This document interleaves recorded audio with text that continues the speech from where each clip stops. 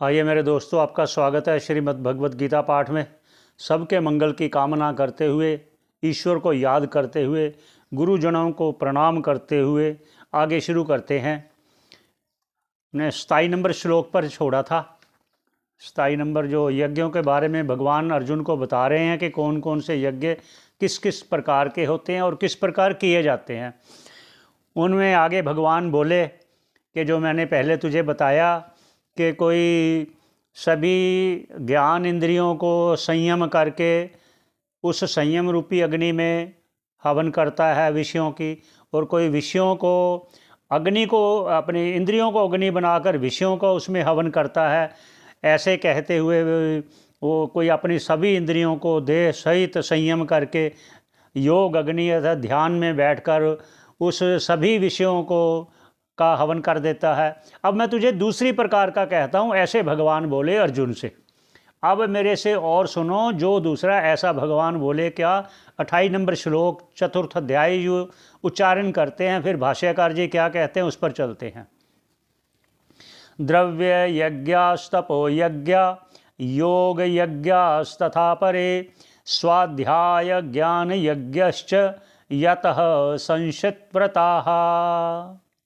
अब इस पर कहते हैं भाष्यकार जी, उस पर चलते हैं। कह रहे हैं द्रव्य यज्ञाः।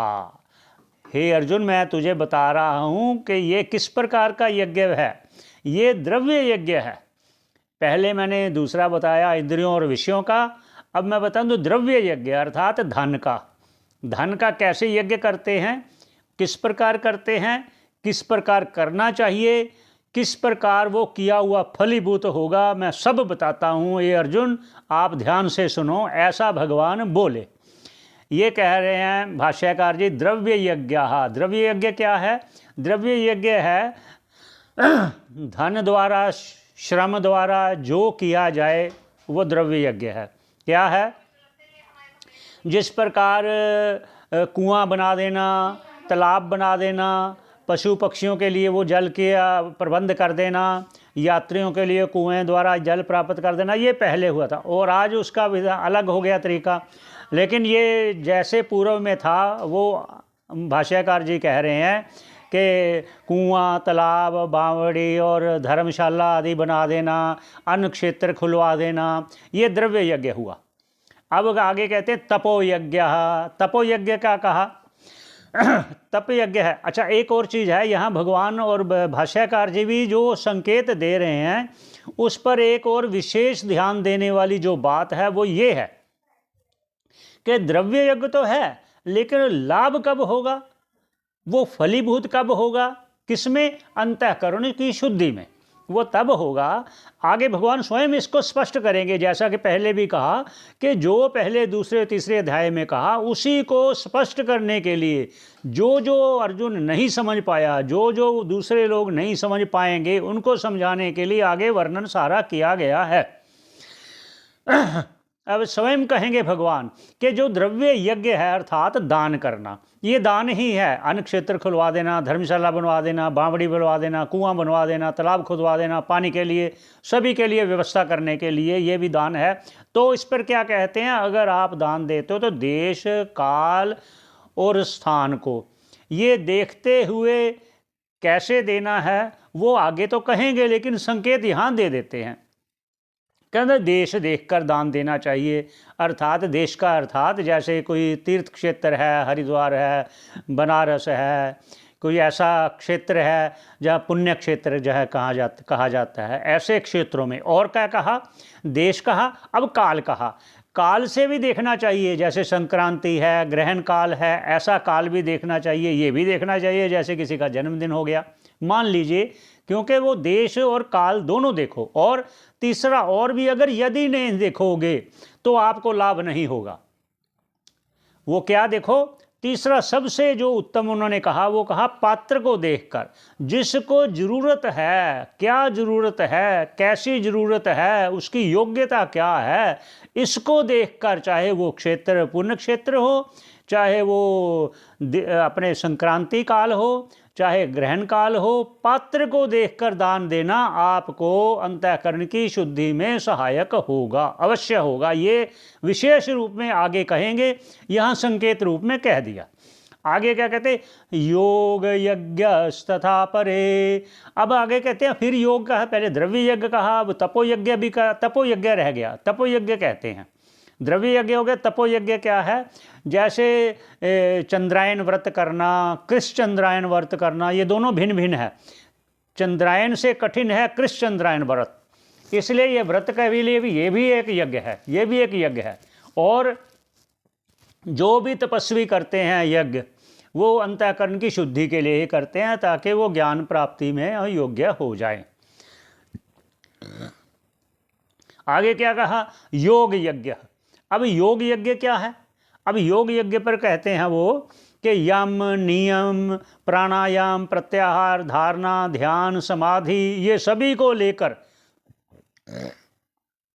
अपने चित्त को शुद्ध करना, ध्यान द्वारा, यम द्वारा, नियम द्वारा, प्राणायाम द्वारा, आसन का अर्थात है कि शुद्ध आसन हो, एक स्थिति पे बैठना, ये आगे सभी कहेंगे। तथा परे, और कुछ दूसरे, कुछ तो ये करते हैं द्रव्य यज्ञ, कुछ करते हैं तप यज्ञ, जिसकी जैसी जैसी योग्यता हो उस मुताबिक वो करते हैं। कुछ योग करते हैं, योग यज्ञ करते हैं जो अभी कहा, यम नियम द्वारा, धारणा ध्यान समाधि द्वारा, और कुछ तथा परे। अब दूसरे क्या करते हैं उस पर कहते हैं, ये उत्तर अर्ध में क्या कहते हैं, स्वाध्याय यज्ञ, स्वाध्याय ज्ञान यज्ञश्च यतः संशित व्रताः। सबसे उत्तम यज्ञ क्या है, स्वाध्याय। स्वाध्याय क्या है, उपनिषदों का श्रवण करना गुरुमुख से, भगवत गीता का श्रवण करना गुरुमुख से, ब्रह्म सूत्र का श्रवण करना गुरुमुख से, वो भी भाष्य के सहित, टीका टिप्पणी के सहित गुरु चरणों में बैठकर श्रवण करना, ये भी यज्ञ है। इसको स्वाध्याय यज्ञ कहा गया है, ज्ञान यज्ञ कहा गया है। ये यत है, जो भी यतनशील हैं इसमें संशित वृता, और क्या है, जिनकी मति दृढ़ है हमने ये श्रवण करना है बस आत्म कल्याण के लिए, आत्म कल्याण अर्थात अपने कल्याण के लिए। संशित वृता, जो दृढ़ बुद्धि वाले हैं, दृढ़ मति वाले हैं, ऐसी बुद्धि वाले ये सभी यज्ञ करते हैं, ऐसा कहा भगवान ने। तो कहता है, हे अर्जुन मैं तुझे एक और भी बताता हूँ, और भी सुनो। और भी यज्ञ करने वाले हैं, क्या करने वाले हैं, आज उस पर उच्चारण करते हैं पहले। अपाने, जो ये 29 नंबर श्लोक है, अपाने जुह्वति प्राणम प्राणे अपानम तथा परे प्राणायापान गति रुद्ध्वा प्राणायाम परायणाः।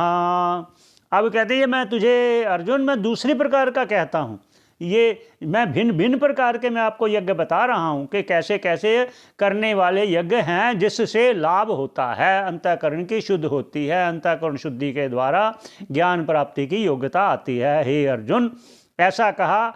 अब भाष्यकार जी क्या कहते हैं उस पर चलते हैं।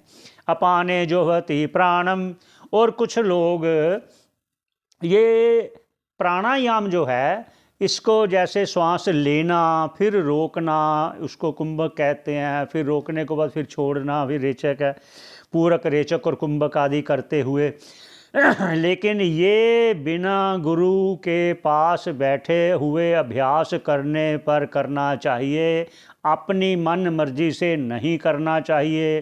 क्योंकि ये जो कहा जाने वाला है पूरक, कुंभक और रेचक आदि प्राणायाम, ये अपनी मर्जी से नहीं करना चाहिए। ये प्राणायाम योग रोग भी देता है अगर सही तरीके से ना किया जाए। अगर गुरु सही ढंग से आपको बताने वाला मिल जाए तो उनके समकक्ष बैठकर उनसे सीखना चाहिए। वो सिद्धि देने वाला होगा, वो आपको सिद्धि देगा। आगे कहते अपाने जुह्वति प्राणम, कोई जो पूरक अंदर खींचना सारा, उसको हवन करना कहते हैं। फिर प्राणम प्राणे अपानम तथा परे, और को जब प्राण छोड़ते हैं फिर उसको रोके रखना, उसको भी हवन कहते हैं। फिर प्राण अपान गति रुद्ध्वा, फिर प्राण और अपान जो आना जाना प्राण अपान है उसको रोक करके कुंभक करते हुए प्राणायाम अपरायणा, कुछ ऐसे लोग प्राणायाम द्वारा इसको हवन को करते हैं। अर्थात फिर कहते हैं कोई कुंभक को हवन समझ कर करता है, कोई अंदर पूरक को लेकर करता है, कोई रेचक को लेकर करता है, ऐसे ये भी हवन करते हैं हे मेरे अर्जुन। इसके आगे मैं और भी आपको कहूँगा, आप वो भी आप सुनिए क्या कहते हैं। ये 30 नंबर श्लोक है। आप पहले उच्चारण कर लेते हैं। भगवान बोले अर्जुन से, मैं तुझे और कहता हूँ वो भी सुनो। अपरे नियताहाराः प्राणान प्राणेषु जुह्वति सर्वे अपि एते यज्ञविदो यज्ञ क्षपित कल्मषाः। हे अर्जुन, ये मैं और प्रकार का कहने वाला हूँ। भाष्यकार क्या कहते हैं उस पर भी चलते हैं। कहते अपरे और दूसरे नियत आहारा, कुछ ऐसे होते हैं हवन करते, क्या करते हैं वो सीमित आहार लेते हैं। सीमित आहार, प्राणन प्राणेषु उस प्राण को चलाए रखने के लिए ही नियत, मतलब नियत अर्थात सीमित आहार लेना। सर्वे अपि एते, सभी अपि एते मतलब जो सभी कर्मी हैं, सभी योगी हैं, जो भी इस योग में तत्पर हैं, ऐसे यज्ञ विदो, और इस ऐसे यज्ञ को जानने वाले। यज्ञ सभी प्रकार के बता रहे हैं और इस प्रकार के यज्ञ को जानने वाले, यज्ञ क्षपित कल्मषाः, ऐसे जो यज्ञ करने वाले हैं उनके जो पाप हैं वो नाश हो जाते हैं। हे मेरे अर्जुन, तू ऐसा जानो। क्यों ऐसा कहा? क्योंकि पहले कह चुके थे ना, जो हवन नहीं करता, जो ऐसा कर्म नहीं करता, ना करते हुए जो भोग करता है, वो कहते हैं भुंजते ते तु अघम पापम। हे अर्जुन, वो पाप का ही भोग करते हैं। इसलिए कहा भगवान ने कि ये करने अति आवश्यक है अंतःकरण की शुद्धि के लिए और उस मोक्ष तत्व की प्राप्ति के लिए, इस भव सागर से पार होने के लिए।